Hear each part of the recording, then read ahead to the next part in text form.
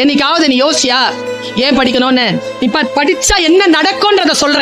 கைதிகள் இருக்காங்கல்ல, ஆயுள் கைதிகள், அவங்களுக்கு ஒரு மோட்டிவேஷன் ஸ்பீச்காக கூப்பிட்டாங்க. என்ன வந்து ப்ரோக்ராம் ஆரம்பிக்கும் பொழுதே மணி 6:45 7:40 நான் கிளம்பி ஆகணும். ஏன்னா 8:30 மணிக்கு எனக்கு ஃபிளைட்.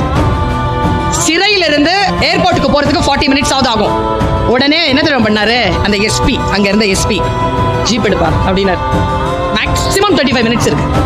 டிரைவர் உட்கார்றாருங்க டிரைவர் சீட்ல. எஸ்பி சார் போய் முன்னால உட்கார. எஸ்பி சார் முன்னால உட்காந்து பின்னால யாரும் உட்கார முடியாது. அட் த புரோட்டோகால் ரொம்ப விஐபியா இருந்தா தான் உட்கார முடியும். உட்காருங்க மேடம் அப்படின்னாரு. நான் பின்னால உட்கார்றேன் சார். பக்கத்துல 2 பேர் வந்து புல்லட்ல டிஎஸ்பி, புல்லட்ல எஸ்கார்ட்ஸ் வராங்க.